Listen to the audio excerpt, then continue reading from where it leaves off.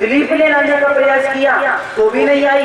और दिलीप के बाद जब राजा सगर ने, जब राजा भगीरथ ने तप किया तो राजा भगीरथ की तपस्या से प्रसन्न होकर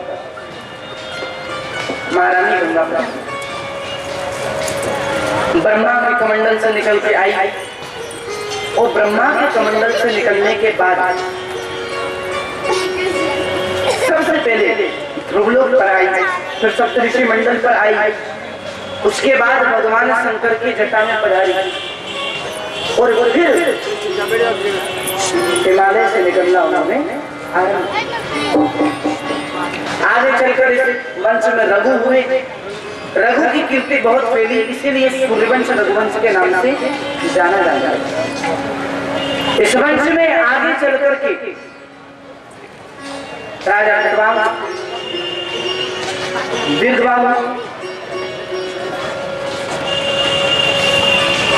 एवं अज महाराज का प्रादुर्भाव।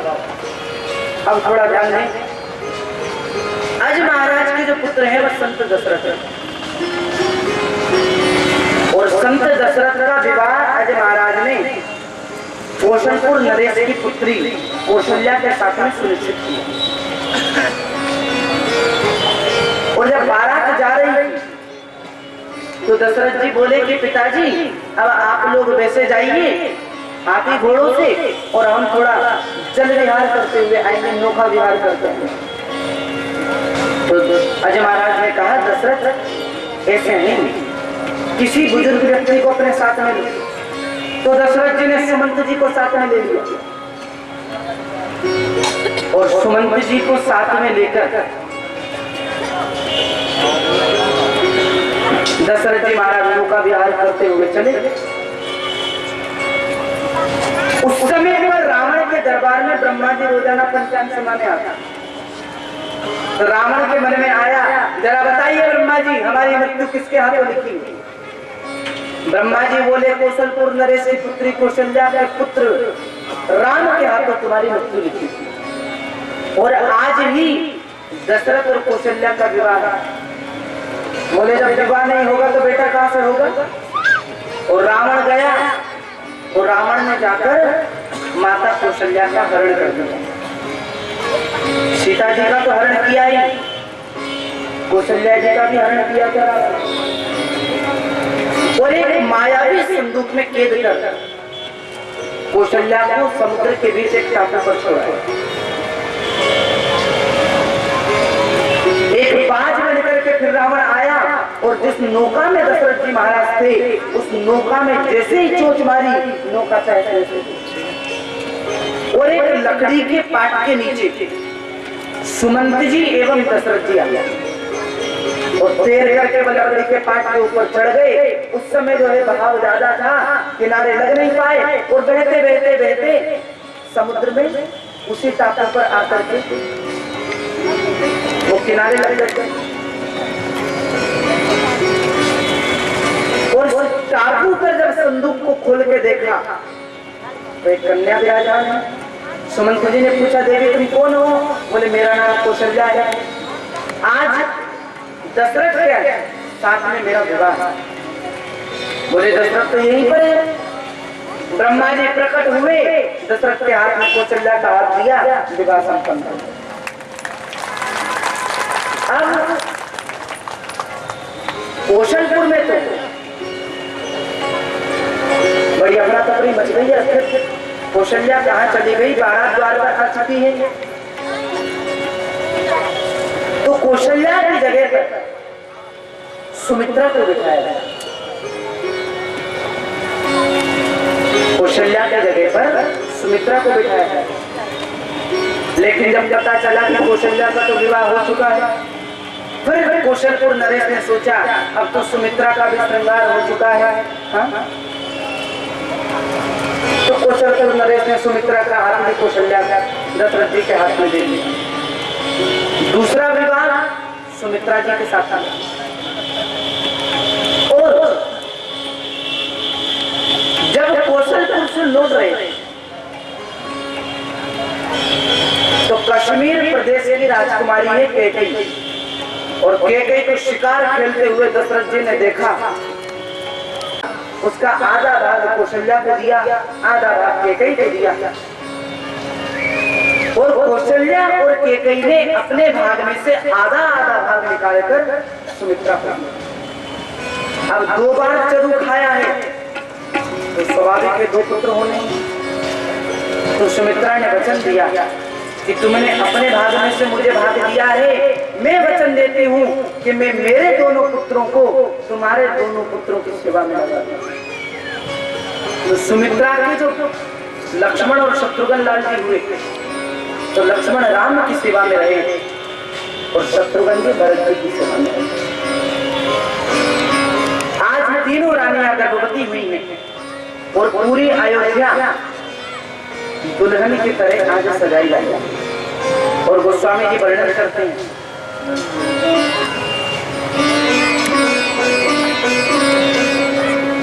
नौमी तिथि मधु मास पुनीता, नौमी तिथि मधु मास पुनीता, नौमी तिथि मधु मास पुनीता, नौमी तिथि मधु मास पुनीता, शुक्ल पक्ष अभिजित हरिप्रीता, शुक्ल पक्ष अभिजित हरिप्रीता, शुक्ल पक्ष अभिजित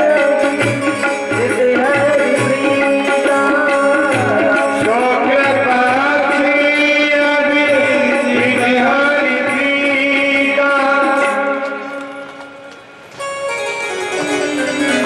आइए अब बढ़ते हैं भगवान श्री राम के जन्मोत्सव की ओर।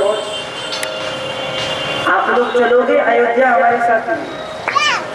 चलोगे? कौन कौन जाएगा?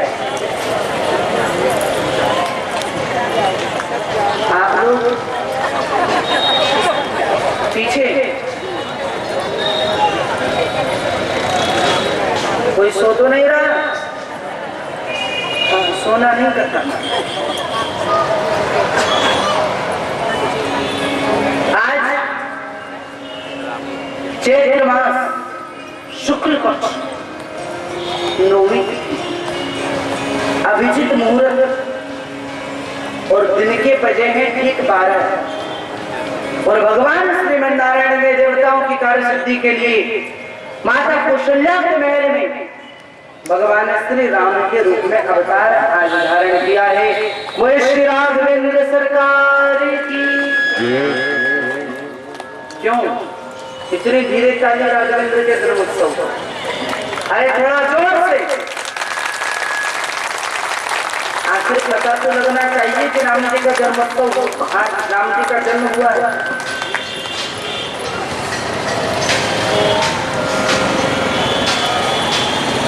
किसी को भी पता नहीं,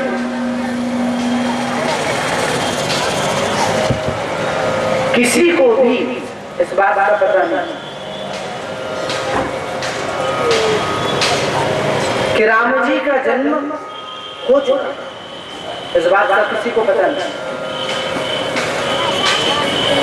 केवल पता है माता कौशल्या का। इसीलिए तो कहा गया है सज्जनों, कौशल्या हितकारी। भगवान प्रकट हुए और माँ से कहा, माँ आपने मुझसे कहा था ना, चाहो तुम समान सुत प्रभुसन प्रबल दुराव, आप जैसा पुत्र मुझे चाहिए। तो मैंने तो आपसे कह दिया था, आप उस तरह से खोजो तो कहाँ जाएंगे? न मेरे जैसा कौन है? मेरे जैसा तो मैं ही हूँ, और कौन है? लो माँ, मैं आपका पुत्र बन के आ गया। माँ बोली, अरे मैंने तो पुत्र बन के आने के लिए कहा था, आप तो पूज्य पिताजी बन के पधारे हैं। ये शंख चक्र गदा पद्म लाने की क्या जरूरत थी? बोले माँ हम तो जहाँ कोई बेटा बन के जाते हैं कैसे ही जाते हैं, आप हमको बेटा बोले हम आपको माँ बोले, हो गया बेटा। अरे बोले वो तो ठीक है पर 20 फुट का बेटा, 20 फुट का बेटा होता है? चलो छोटे बनो, तुम्हारा ग्राम छोटे बनो। अरे माँ अब तो जाने दो, सारी दुनिया मुझे देखने के लिए द्वार पर खड़ी है। मैया बोलिए 4-4 हाथ का मैं क्या करूं?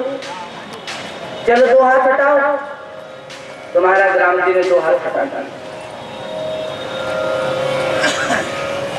बोले माँ अब तो मैं आपका बेटा हो गया, अब तो द्वार खोलो। मैया बोले वस्त्र तो उतारो।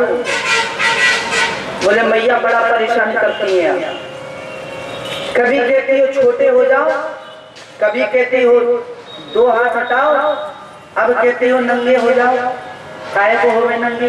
नहीं नहीं, लेकिन माता ने आग्रह किया, जब माँ कह रही है अब छोटे बन गए सो निर्वस्त्र होने में क्या जाता, हो गए।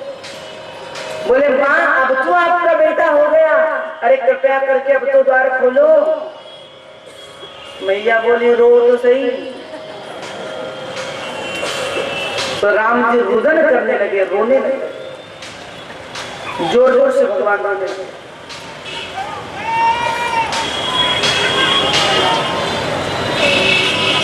आइए मिलकर के भगवान श्री राम के सुंदर प्राकट्य के शुभ अवसर पर हम सब मिलकर के उनका थोड़ा स्तमन करें।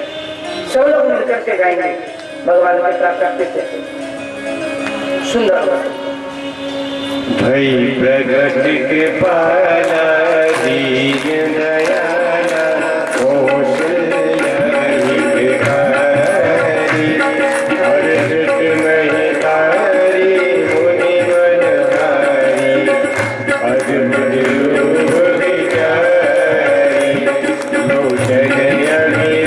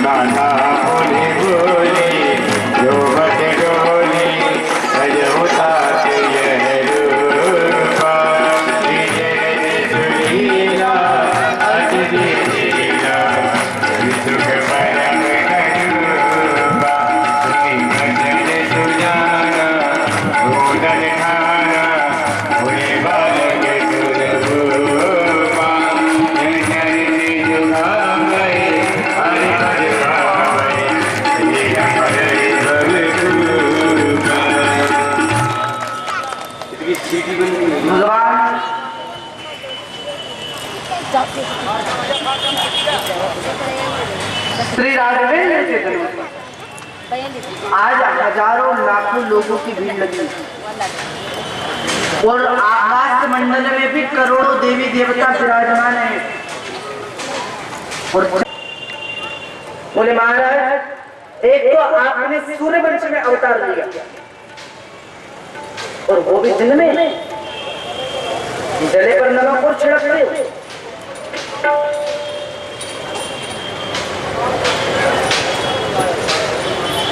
तो भगवान बोले चंद्रमा जी दुखी क्यों होते हो?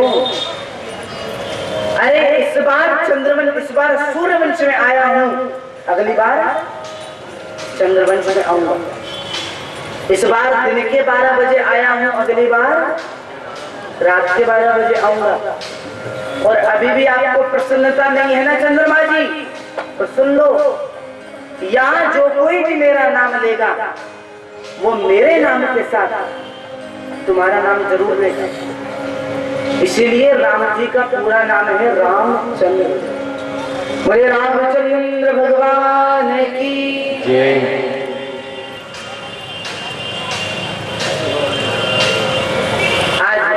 दशरथ जी महाराज को इस बात का पता चला कि कौशल्या ने राम को जन्मा है, कैकेयी ने भरतलाल को जन्मा है और सुमित्रा ने लक्ष्मण एवं श्री शत्रुघ्न लाल जी को जन्म दिया। और आज दशरथ जी के यहाँ पर लाखों लोग बधाई देने के लिए आए। आइए हम भी मिलकर के अवध चले और अवध में जाकर राम जी को बधाई देवें। आप लोग दोगे बधाई? कैसे दोगे? ताली बजा? हाँ चलो अभी ताली सेवा कर लो। और आगे जब मेरे कन्हैया का जन्मोत्सव होगा ना तो कोई बेटा नहीं रहेगा, सबको नाचना पड़ेगा। और अभी जिसको नाचना आता है केवल वही खड़े होंगे, जिन्हें नहीं आता वो नहीं। प्रेम से अपनी जगह पर बैठ करके ताली सेवा करें और राम जी के सुंदर जन्मोत्सव पर प्रेम से राम जी को सब लोग बधाइयां दें। प्रकट हुए अवध में लड़ुआ बटे, चारों ललना प्रकट हुए अवध में लड़ुआ बटे, चारों ललना प्रकट हुए अवध में लड़ुआ बटे। बटे रसगुल्ला बटे, लड़ुआ बटे और तेरा बटे, लड़ुआ बटे और तेरा बटे, ललना प्रकट हुए अवध में लड़ुआ बटे, चारों ललना प्रकट हुए अवध में लड़ुआ बटे।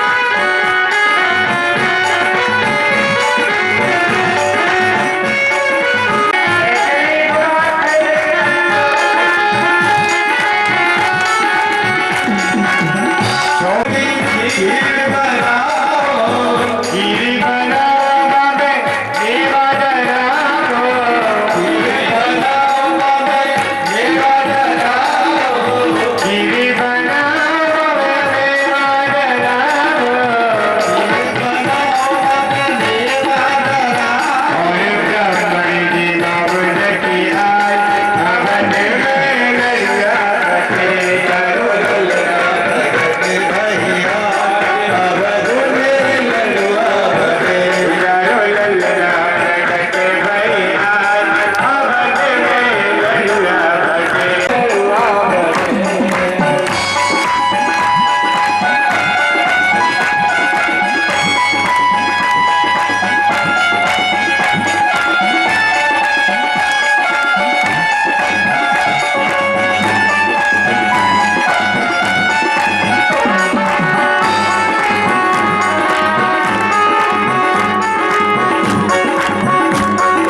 केसर कस्तूरी से भर दो तलैया, केसर कस्तूरी से भर दो तलैया, केसर कस्तूरी से भर दो तलैया, केसर कस्तूरी से भर दो तलैया, भर दो तलैया, बाटो तलैया, बाटो तलैया, मोहरों की कर बोझा, अवध में लड़ुआ बटे।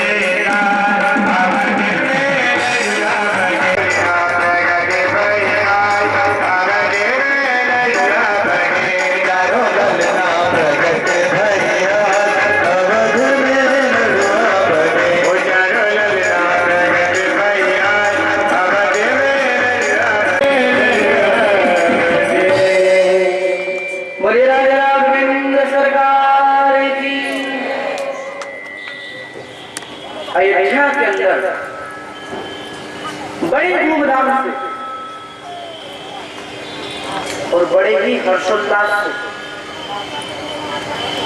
परमात्मा श्री राघवेंद्र का जन्मोत्सव मनाया गया। कोई अबीर उड़ाता है, कोई गुलाल उड़ाता है, और कोई धन लुटाता है, कोई वस्त्र लुटाता है, और बड़ी धूम मचाई गई, बड़े हर्षोल्लास से राघवेंद्र के जन्मोत्सव को मनाया गया। यहाँ पर भी राघवेंद्र का जन्मोत्सव मनाया गया, लेकिन जरा आनंद नहीं आया, क्योंकि कुछ लोग नाच रहे थे, कुछ लोग ताली बजा रहे थे, और कुछ लोग तो समाधि में थे। हाँ, ऐसे नहीं।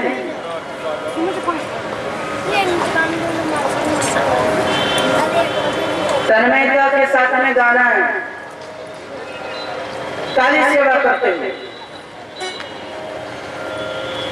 पिछली बार तो मैंने ज्यादा जोर नहीं दिया, मैंने सोचा अभी इतने दिन हो चुके हैं तो आप लोग सीख गए होंगे। हाँ, लेकिन अब नहीं, दोनों हाथ खड़े करो सब लोग, और पीछे वाले पुरुषों से भी मेरा नम्र निवेदन है।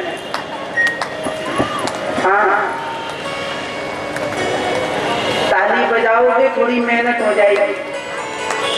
हाँ, क्योंकि वैसे तो अपन मेहनत करते ही नहीं, ताली सेवा करके थोड़ी मेहनत कर लो, और भाव से भगवान श्री राम के सुंदर जन्मोत्सव में हम सब लोग शामिल हो गए। बधाई बजी यज्ञना में, बधाई बजी यज्ञना में, हो चुना मजी हुला, बधाई बजी यज्ञना में, हो चुना मजी हुला, बधाई बजी यज्ञना में, बधाई बजी यज्ञना में, बधाई बजी यज्ञना में, बधाई बजी यज्ञना में, बधाई बजी यज्ञना में, हो चुना मजी हुला, बधाई बजी यज्ञना में, बधाई बजी यज्ञना में।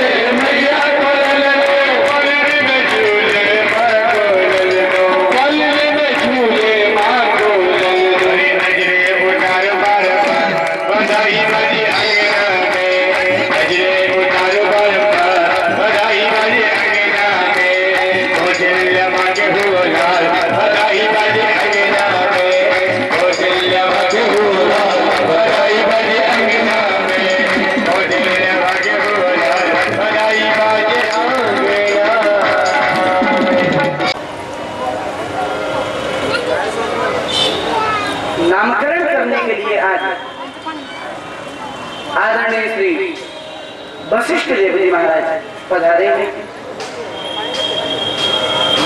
और बड़ा ही सुंदर नामकरण वशिष्ठ देव जी ने किया। जो आनंद सिंधु सुख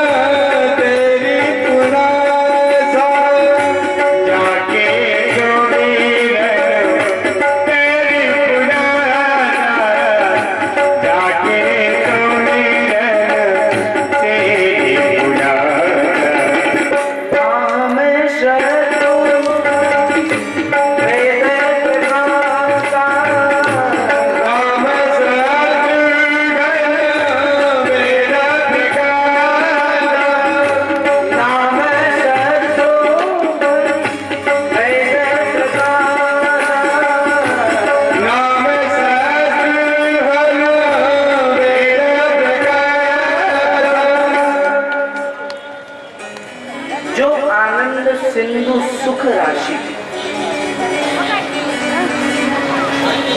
जो आनंद का सिंधु है, सुख की राशि है, और जिस आनंद के सिंधु के एक सीकर मात्र से ये सारा विश्व प्रपंच होता है, प्रतिपालित होता है, लय हो जाता है। ऐसे आपके इस ज्येष्ठ पुत्र का नाम रखा हूं मैं राम। राम का मतलब योगियों के हृदय में रमण करने वाले को बोलते हैं राम। देखिए, भगवान श्रीमन नारायण तो हुए स्वयं राम, और नारायण के अंश जो विष्णु है वह हुए भरतलाल, जो विश्व का भरण पालन पोषण आदि करते हैं। विश्व भरण पोषण कर जोई साकर नाम भरत अस, और जो शत्रुघ्न लाल जी है वह भगवान शंकर के अवतार माने जाते हैं।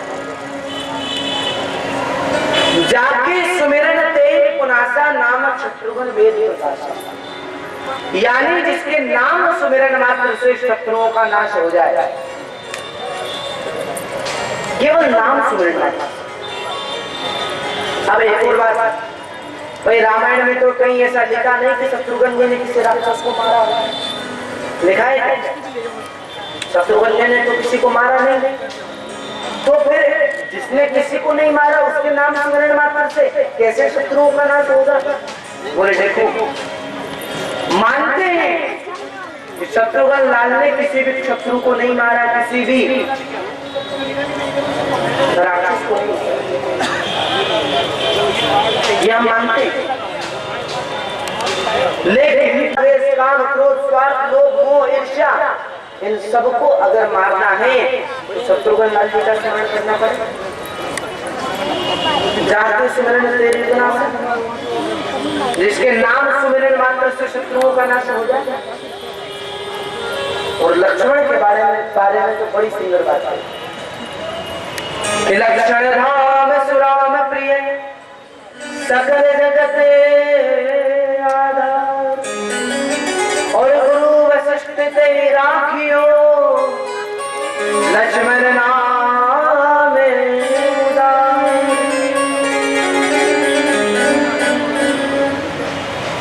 लक्ष्मण धाम सुराम प्रिय, जो लक्ष्मण का धाम है, जो राम का परम प्रिय है, ऐसे आपके पुत्र का नाम रखा हूं मैं लक्ष्मण।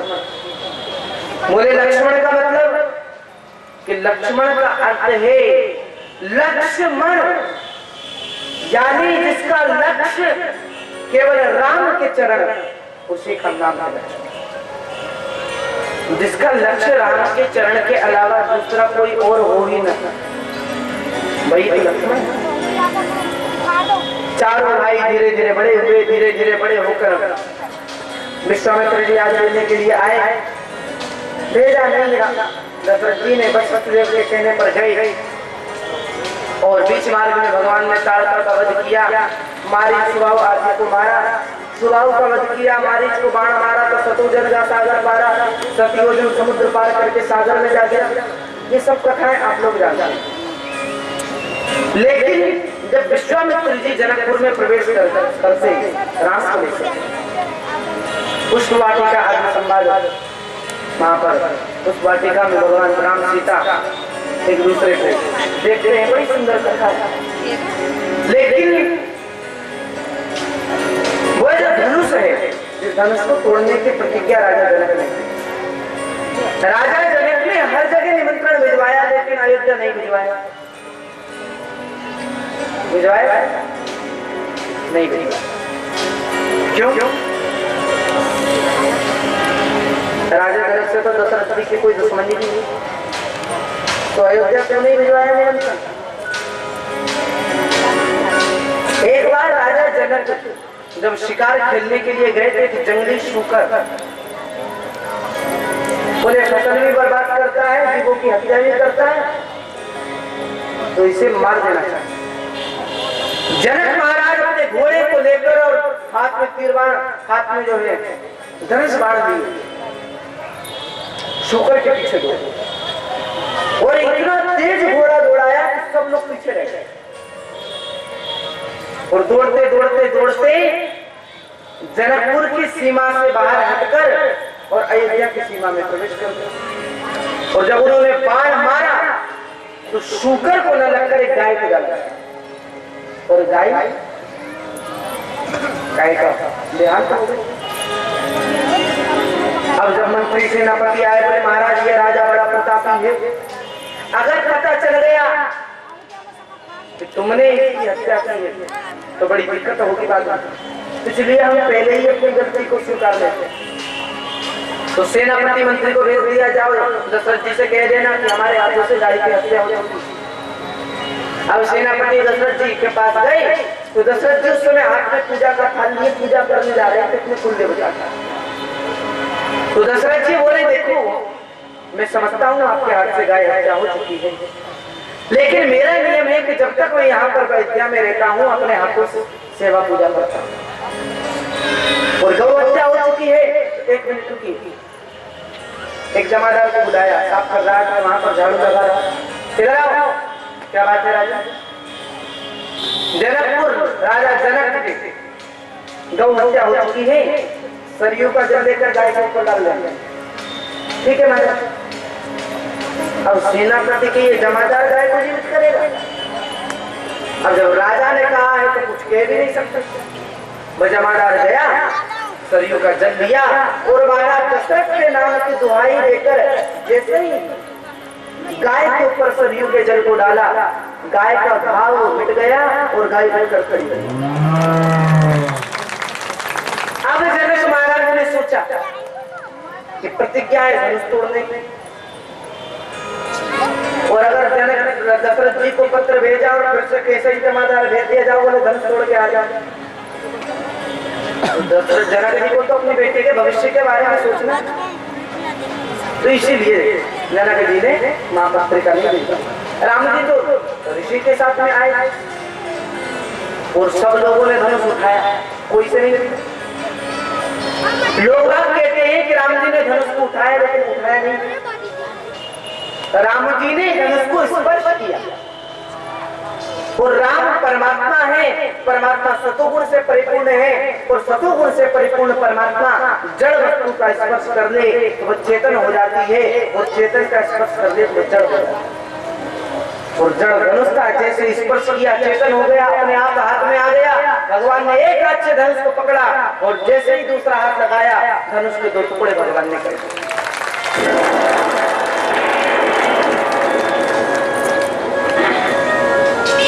अब माता जानकी बरमान हाथ में लेकर के आई हैं और राम जी एवं लखन लाल जी।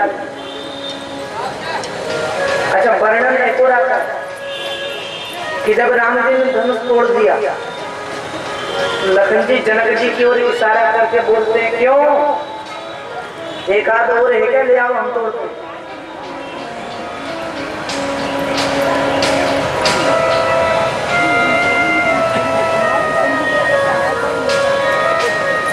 जनक महाराज यहाँ पर होते हुए आप धरती को वीरों से खाली नहीं बता सकते, तो राम जी ने धनुष को तोड़ दिया। माता सीता बरमान हाथ में लेकर के आई और बड़ा भारी बरमान है हाथ में, और राम जी के पास आकर के जानकी जी खड़ी हो गई। अब एक और बात, एक तो राम जी लंबे है या नहीं, एक तो राम जी लंबे, दूसरा राम जी ने 1.5 फुट का मुंह। तो सखियों ने इशारा किया राम जी की ओर, राम जी थोड़ा झुक जाओ ना, तो राम की ओर चल के खड़े। हम दिवाकर है, कहीं नहीं झुकते, तो सखियां बोली कहीं नहीं झुकते होंगे या अच्छे झुक जाते हैं, तुम कौन से खेत में मूल। सेनापति को इशारा, अब सेनापति की कोई हिम्मत बनती है जो राम जी से कहते झुक जाओ, सेनापति राजा से क्या कहेगा झुक जाओ, लेकिन फिर भी सेनापति ने राजा से कहा राम जी थोड़ा झुक जाइए। राम जी ने ध्यान ही नहीं दिया।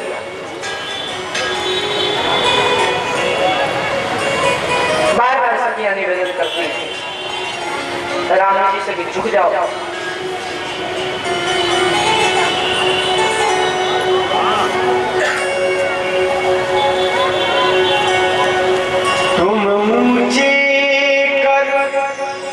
पहुँचत नहीं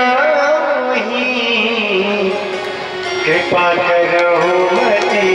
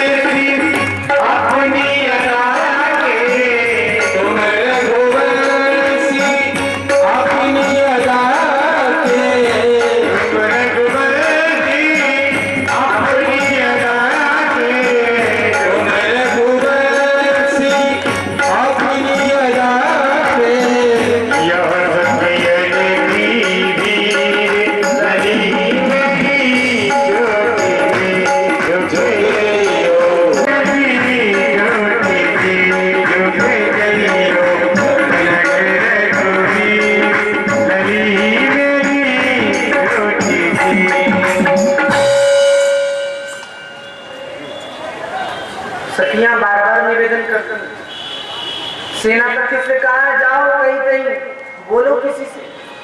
तो सेनापति जनक जी के पास गए, महाराज जरा कहिए ना राम जी से थोड़ा झुक जाए, जानकी जी को कष्ट हो रहा होगा। जनक जी बोले रघुकुल कमल दिलाकर को अपने घर पर बुलाकर झुकने के लिए तो ये थोड़ा मर्यादा के विरुद्ध है। विश्वामित्र जी के पास गए, गुरुजी अरे जरा कहिए ना अपने चेलवा राम से लेकर झुक जाए। गुरुजी बोले भैया धनुष छुड़वाना जरूरी था, सब टूट गया, अब शादी ब्याह के चक्कर में हम बाबा जी क्या जाने, जैसा तुम्हें करना है वैसा करो। अब लखन लाल की ओर साधने का प्रयास किया है, माता जाने के लिए बरमाल धारण कराई।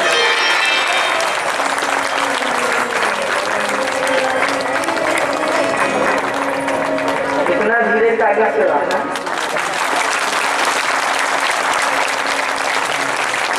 बोले श्री रामचंद्र भगवान की। गोस्वामी जी ने बड़ा सुंदर वर्णन यहाँ किया।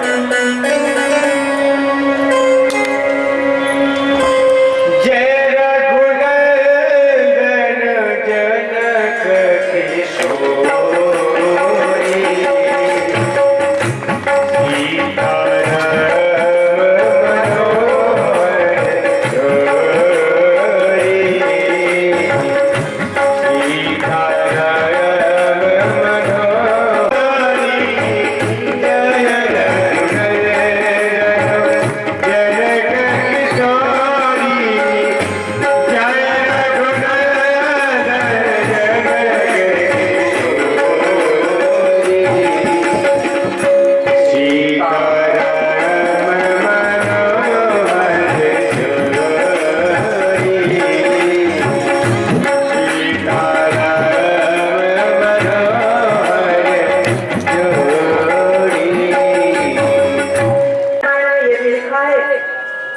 परशुराम जी जब भरत और शत्रुघ्न की बारात लेकर दशरथ जी आ रहे थे तो बारात से मिले और वहीं से लौटकर वापस चले।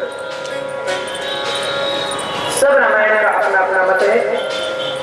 और देखिए 3 महीने तक बारात रुकी, 3 महीना, और रोजाना अलग अलग प्रकार की सेवा जनकपुर में बारातियों को दी जाती, अलग अलग प्रकार का।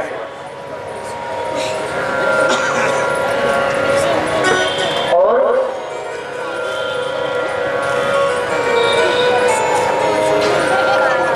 तीन महीने बाद विश्वामित्र जी ने कहा जनक जी अब तो जाने दे, अन्य भी कोई कार्य। तब जनक महाराज ने पिताजी और चारों बहुएं अयोध्या के अंदर आए। तीनों माताओं ने चारों बहुओं का स्वागत किया और जब वे राम जाने घर आए नित नए मंगल जब से राम आए हैं खुशियां ही खुशियां, खुशियां ही। लेकिन कहते हैं ना सज्जनों कि कभी कभी ज्यादा खुशी को नजर लग जाती है। मानो कहीं ऐसा ही हुआ हो, विघ्नेश्वरी देवी का आगमन हुआ, विघ्नेश्वरी द्वारा मंत्रा की बुद्धि में विकृति पैदा की गई और मंत्रा के द्वारा माता केकई के विचारों को बदला गया और केकई ने वो दोनों वरदान दशरथ जी से मांगा। पहला भरत को राज्याभिषेक और दूसरा राम को 14 वर्ष का वनवास। सज्जनों केकई वास्तविकता में हमें देखें तो केकई राम से जितना प्यार करती थी उतना तो कौशल्या भी नहीं करती थी।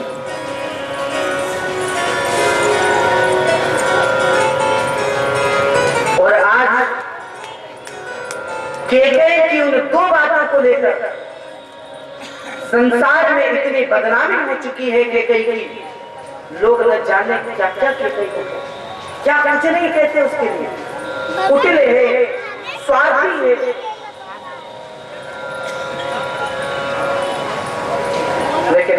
बता, मैं केकई स्वार्थी नहीं थी, केकई कुटिल नहीं। अरे केकई ने जो त्याग किया राम के लिए शायद ही किसी ने किया हो। अरे इतना त्याग कर दिया केकई ने तो कि संसार में इतनी बदनामी हो गई कि व्यक्ति अपनी बेटी का नाम केकई रखना पसंद नहीं करता। कोई अपनी बेटी का नाम केकई नहीं रखता।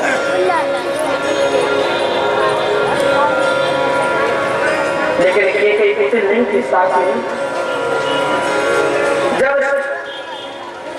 बाल लीला का समय था, भगवान की आंख निचोली भगवान खेलते थे, माता केकई की आंखों में पट्टी बांधी और राम जी अंतर्ध्यान हो गए।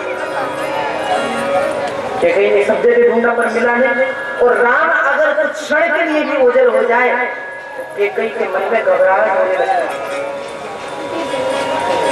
क्या करे?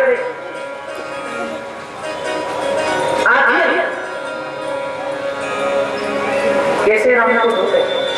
आवाज लगाई, राम तुम थोड़ी देर के लिए भी मेरी आंखों से ओझल हो जाते हो तो मुझे बड़ा डर लगता है। कहाँ हो तुम? मेरे सामने आओ। तो राम जी बोले, माँ मैं आपके सामने तभी आऊंगा जब आप मुझे वचन देंगी। बोले, कैसा वचन? कि जब पिताजी मुझे युवराज बनाने तब आप मेरे लिए 14 वर्ष का वनवास मांगो। कैसे बोली, क्या कह रहे हो राम? मैं 14 क्षण के लिए तुम्हें आंखों से ओझल होते हुए नहीं देख सकती। 14 वर्ष कैसे मांगूंगी?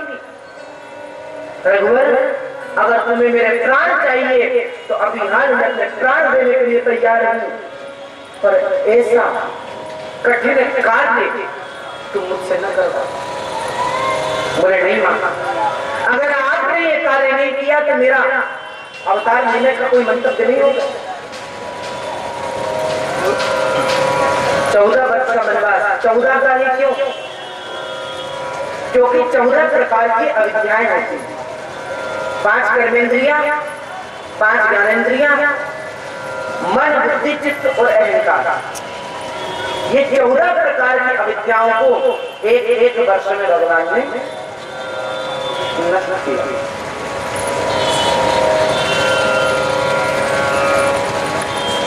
और केकई से जब कहा राम ने, वचनबद्ध थी केकई, क्या करती? मांगना तो पड़ेगा, मांगा। और जब अगला अवतार मेरे कन्हैया का हुआ तब भगवान कहते हैं, माँ पिछले अवतार में मैंने तेरी बड़ी बदनामी कराई, लेकिन इस अवतार में मैं तुझे अपने माथे पर धारण करूंगा। और जो मोरपंख भगवान धारण करते हैं उसे भी केकई ही कहा जाता है। और उस केकई को मेरे कन्हैया ने अपने माथे पर धारण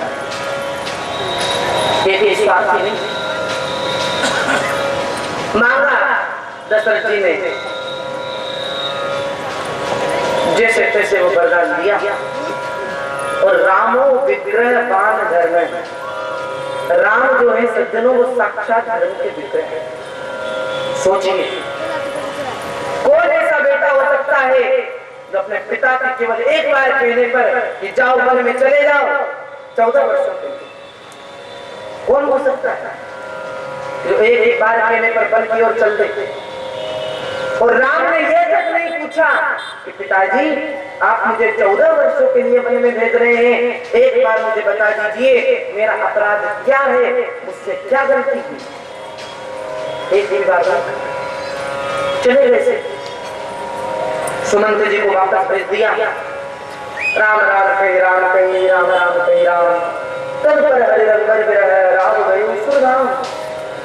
राम राम राम राम राम कहते कहते दशरथ ने अपने पंचभौतिक शरीर का त्याग किया। भरत जी महाराज आए, पिता का अंतिम संस्कार आज किया।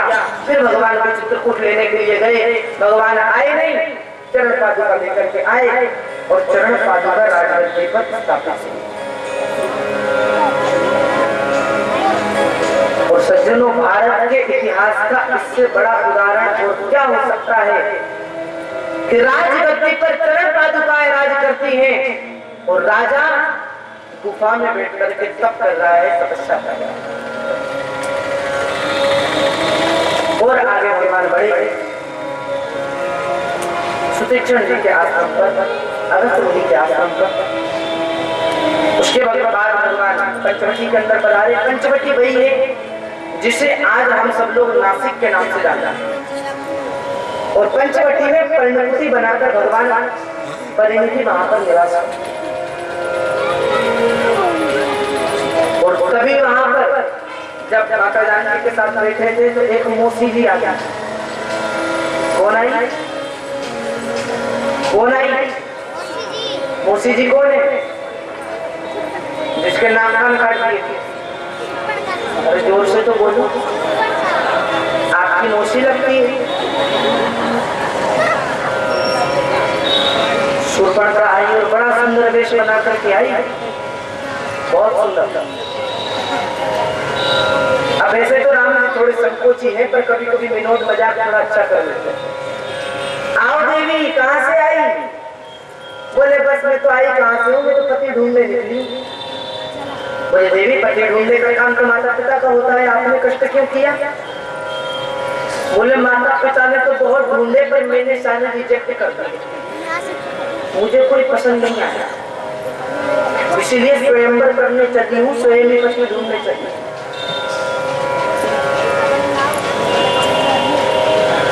बोले बड़े दुख की बात है, अभी तक आपको पति नहीं मिला। बोले अभी तक नहीं मिला था, अब मिल गया। बोले कहाँ है? बोले मेरे सामने ही तो बैठा है। राम जी बोले मैं? हाँ। गोस्वामी जी कहते हैं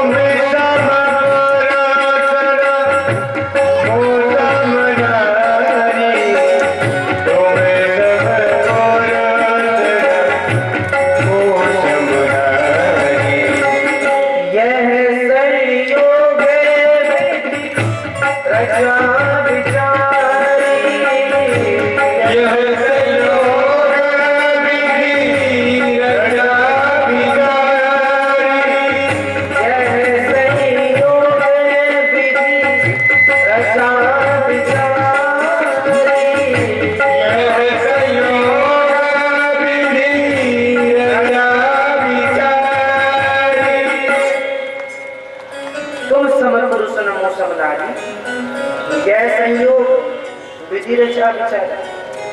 विधाता ने संयोग लिख दिया। राम जी बोले देवी, मेरा तो विवाह हो चुका है। बोले किसके साथ? बोले ये जो मेरे बगल में बैठी है ना, ये मेरी पत्नी है जानकी। शूर्पणखा बोली ये दुबली पतली तुम्हारी पत्नी? राम जी बोले ऐसी है, क्या कहते? बोले इसकी तो तुम चिंता मत करो, इसका तो मैं 2 मिनट में नाश्ता कर जाऊंगी, इसको पता भी नहीं चलेगा। और मैं आपके साथ वन वन घूमूंगी, वन वन जाऊंगी। तो राम जी ने कहा देवी हमारा विवाह हो चुका है, वो पेड़ के नीचे कुंवारे लक्ष्मण जी बैठे हैं, जाओ उनके पास चली। अब लक्ष्मण जी के पास चली गई। लक्ष्मण जी से कहती है सुनिए। लक्ष्मण जी बोले भाई ये क्या बात है? वो जो वहां बैठे हैं ना काले काले राम जी, हाँ वो मुझसे विवाह करना चाहते हैं। अच्छा, पर मैं तो काले से क्यों करूं, मैं तो गोरे से करूं, मैं तो आपसे विवाह करूं। अब लखनलाल ने सोचा कि जब राम जी मुझे कुमार बता सकते हैं, कुंवारा बता सकते हैं, तो मैं भी तो कुछ ना कुछ कहूं। लखनलाल जी बोले बताए वो कौन है? बोले कौन है? अयोध्या के राजा, अयोध्या के राजा राम। अरे मेरे साथ में रहोगी तो झाड़ू पोछे लगाने पड़ेंगे, मैं तो उनका सेवक हूँ। तब उनके पास चली। बोले नहीं नहीं, मुझे तो आप से विवाह करना है। अब राम जी लक्ष्मण जी के पास भेज देवे, लक्ष्मण जी राम जी के पास इधर से उधर, उधर से इधर, इधर से उधर, उधर से इधर, आवेश में आ गई। पागल समझ के रखा है मुझे, सारे फसाद की गड़े जानकी, इसे मार डालूंगी, विवाद कहां से होगा। और जब जानकी को मारने के लिए दौड़ी, राम जी ने इशारा किया, लखन जी आए और तलवार से नाक कान दोनों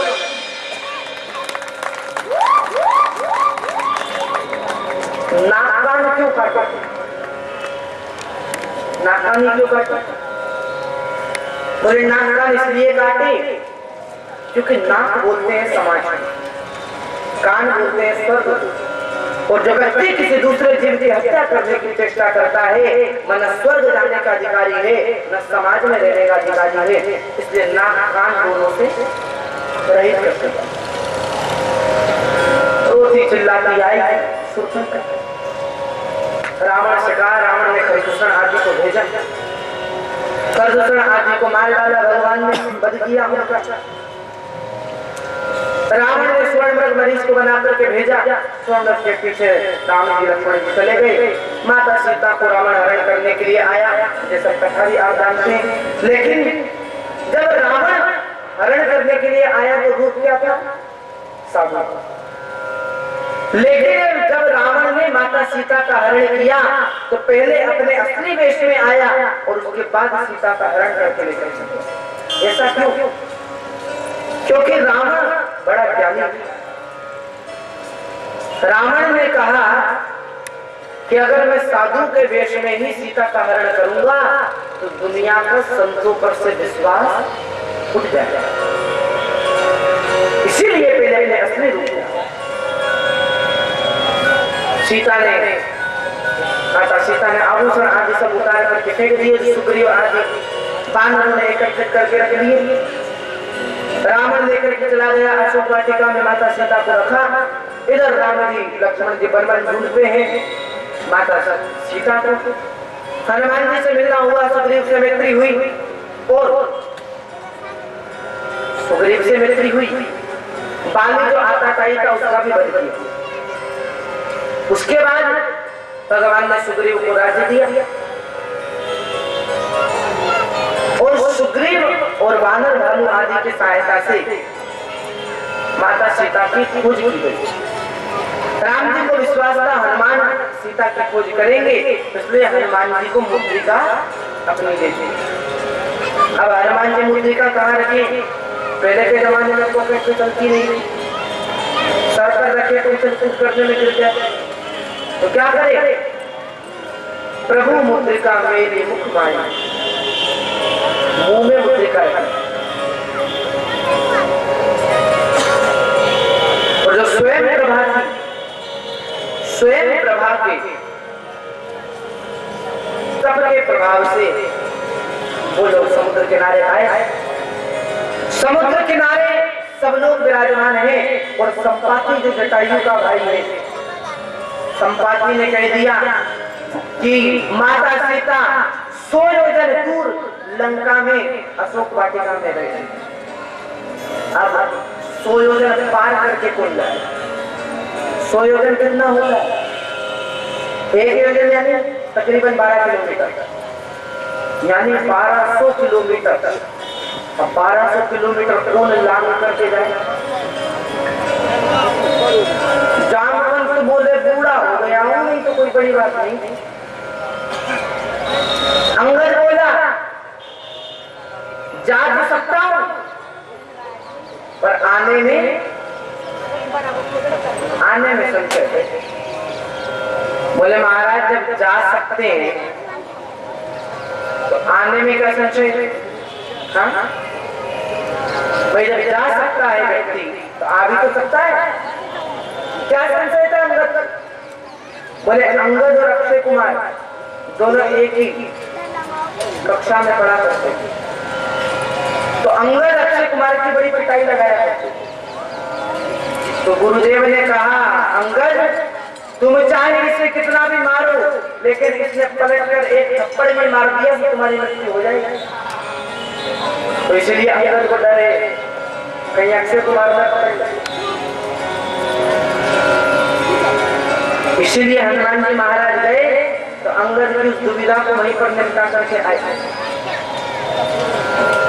अब क्या करे, किसको भेजे? तो महाराज जामवंत जी ने हनुमान जी से कहा, हनुमान जी जरा याद कीजिए अपने बल को, आप पवन पुत्र हैं और पवन के समान ही आपका बल है। बार बार याद कराते हैं। क्या कहते हैं जामवंत? पवन तनय पवन समाना, पवन तनय पवन समाना, पवन तनय पवन समाना, पवन तनय पवन समाना। बुद्धि विवेक ज्ञान निधाना, बुद्धि विवेक ज्ञान निधाना। पवन तनय बल पवन समान, पवन के समान आप में बल है हनुमान जी। आप बुद्धि विवेक सबसे परिपूर्ण है। अरे जरा अपने बल को याद कीजिए। हनुमान जी महाराज को कोई असर नहीं। तब जामवंत जी बोले, कवन सुखाय कठिन जग माई, पवन सुखाय कठिन जग माही, पवन सुखाय कठिन जग माही, पवन सुखाय कठिन जग माही। जो नहीं हो दात चूम पाई, जो नहीं हो तात तुम पाही। ऐसा कौन सा कार्य है जो आप नहीं कर सकते? लेकिन फिर भी हनुमान जी महाराज को कोई नहीं। और देखो, हनुमान जी को यदि प्रसन्न करना है तो हनुमान जी के सामने हनुमान जी की नहीं राम जी की बड़ाई है। जामवंत जी को जाना है, तब वो बोले, राम काजे लगी तब अवतारा, राम आज लगी कभी अवतारा, राम काज लगी कभी अवतारा, राम काज लगी कभी अवतारा। सुन दही भया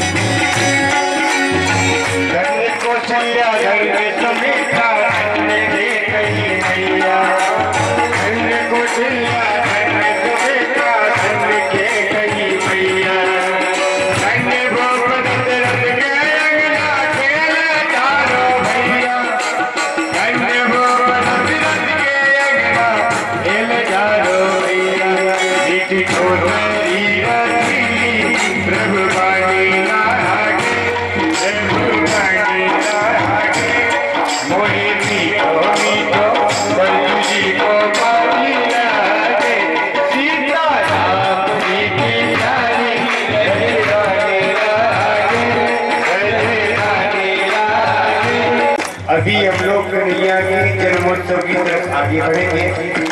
उससे पहले आप लोगों को जो भी पूजा अर्चना कन्यादान शुभदान क्या क्या करते हैं वो अभी कर लो, और जब कथा शुरू हो जाएगी तब आप लोगों को चुपचाप बैठ ही जाना है, बीच में डिस्टर्ब नहीं करेंगे। और उसके बाद जब कन्हैया का जन्मोत्सव मनेगा तो आप लोगों को रोका नहीं जाएगा, आप खड़े होके गाओ, बैठ के गाओ। को आदेश देकर देवकी के गर्भ से बलराम को निकालकर रोहिणी के गर्भ में डाला। इसीलिए बलराम जी का एक नाम है संकर्षण।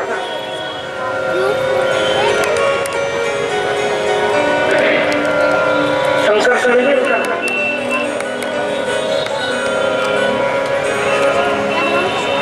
बलराम जी महाराज को रोहिणी के गर्भ में डाल दिया। अब आठवीं संतान के रूप में कन्हैया आने वाले हैं, तो कंस बड़ा घबराया हुआ। तो नारद जी ने सोचा चलो तो इसे थोड़ा और डरा करके आते। तो नारद जी गए और कंस से कहा, क्यों कंस, आठवां होने वाला है? बोले हाँ महाराज होने वाला है। क्या इंतजाम है? बोले 40,000 सैनिक हैं द्वार पर। ठीक है। बोले महाराज आप तो त्रिकालदर्शी सुनते हैं, कृपया ये बताइए वो होगा तो कैसा होगा? तो नारद जी बोले ध्यान से सुनना कंस, कैसा होगा? काला काला होगा। कैसा होगा? अब बोलो तो। काला काला होगा। हम नहीं बोल रहे, अरे बोलिए, बड़ा आनंद आएगा। काला काला होगा, मुरली वाला होगा। काला काला होगा, मुरली वाला होगा। देखने में छोटा पर पेट में 1.5 हाथ की दाढ़ी वाला होगा। काला काला होगा।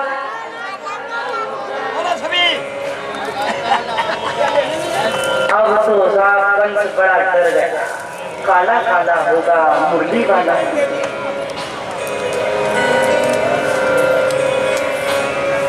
कंस ने महल से सारी काली चीजें हटवा दी। एक बार दाल में जीरा दिख गया तो 10 मिनट दूर उछल के पड़ा, हटाओ उससे बाहर डालेगा मुझे। और अब धीरे धीरे आ रहा है भादों का महीना।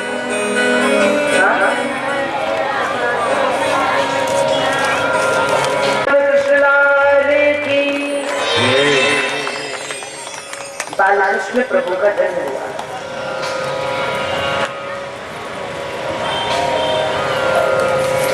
शंख चक्र गदा में लेकर के भगवान पधारे। बोले छोटे बनिए ना प्रभु, मुझे आपको दुग्ध पान कराना है। तो भगवान छोटे हो गए, मैया ने दुग्ध पान कराया। बोले अब आप मुझे नंद बाबा के यहाँ पर गोकुल छोड़ाए। बोले मैं कैसे छोड़ कर आऊं? हाथ में हथकड़ियां लगी हैं, पैरों में बेड़ियां लगी हैं, कैसे छोड़ते? व्यक्ति मेरे मार्ग पर चलने की कोशिश भी करता है, उसके सारे बंधन को मैं दूर कर देता हूं। कोई व्यक्ति मेरी तरफ बढ़कर तो देखे। वसुदेव जी ने जब उठाने का प्रयास किया तो सज्जनों हाथ की हथकड़ियां टूट गई। एक सूप में रखा भगवान को, और सूप में रखकर जैसे ही चलने लगे पैरों की बेड़ियां टूट गई। और जितने भी ताले थे बस सारे ताले एक एक कर टूटते हुए चले गए। और जितने भी किवाड़ थे वो सारे के सारे किवाड़ अपने आप टूटते चले जा रहे। सब लोग सोए हुए हैं और वसुदेव जी धीरे धीरे धीरे धीरे कन्हैया को लेकर चला। और जैसे ही बाहर आकर के देखा तो बड़ी भयंकर वर्षा हो रही है और बड़ी भयंकर बिजलियां पड़ रही हैं। चारों तरफ केवल जल ही जल दिखाई देता। यमुना का जल कहाँ है, वर्षा का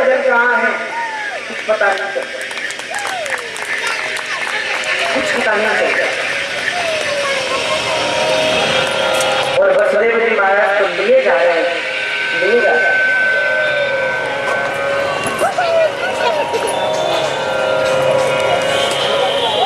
वसुदेव जी ने जब प्रवेश किया यमुना जल में, बोले वो कुछ भी हो लेकिन मैं तो मेरे पतिदेव का मुखारबिंद देखूं। अब यमुना महारानी ऊपर को चढ़ गई और जब यमुना जी ऊपर को चढ़ी पतिदेव का मुख देखने के लिए, तो महाराज पतिदेव का मुख तो नहीं दिखा, ससुर जी की दाढ़ी पे दिख गई, इस शर्म के मारे नीचे चली गई। ये 8वां हो चुका है।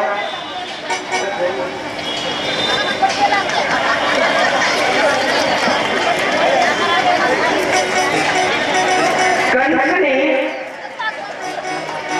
उस माया को पकड़ा और माया को पकड़ के जैसे ही दीवार के अंदर मारा, वो तो अष्टभुज देवी थी, अनंत आकाश में उड़ करके चली गई।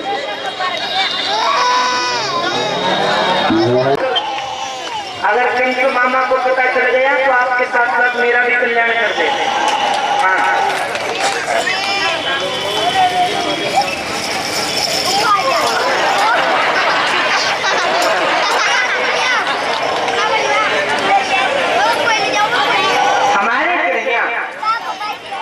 गोकुल में नंद बाबा के लाए, अभी तो भयो नाय न जाने कब होए। अच्छा एक और बात, कि भाभी के यहाँ लाला है बेबार हुए 6 महीना पहले से घर में आके बैठ जाएंगे। हाँ, क्यों? क्योंकि भाभी के लाला होएगो तो मेवा कौन को मिलना है? हमें तो मिलना है। मेवा जानते हैं? आगे वालों मेवा नहीं, मेवा बोले मेवा हमें तो मिलना है, कौन को मिलना है? और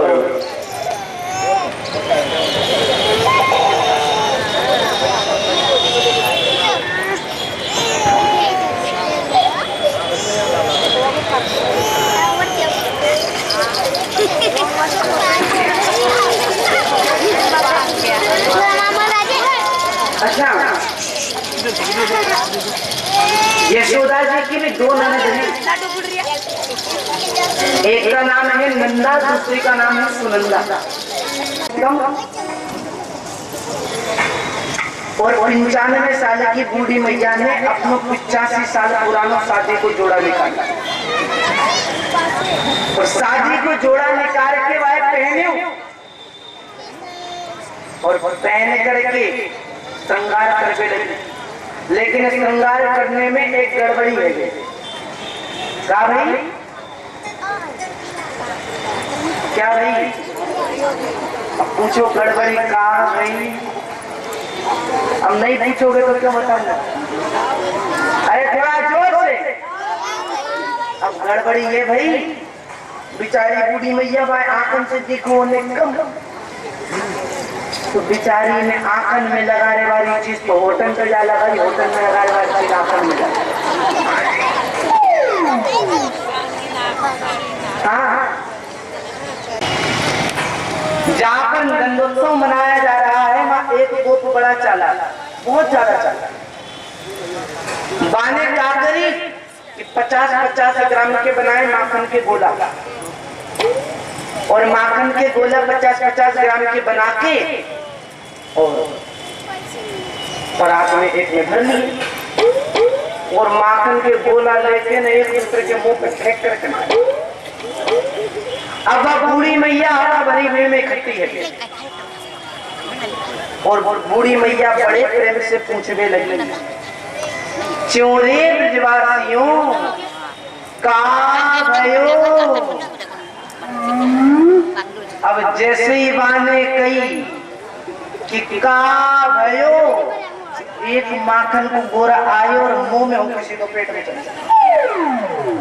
अब ब्रेकर तो ही दांत होते तुर्ग जाकर दांत ही ना के कहा और बाकी बात पीछे में लगी, च्योरे ब्रजवासियों कहाँ भयो? ब्रजवासी बोले मैया तो मुंह में तो हो गए तो भी तो पता ना चली का हुए। अरे नंदजू के लाला भयो है लाला। अच्छा अरे फिर तो हम भी बधाई देंगे, आप लोग दोगे बधाई। अच्छा एक पे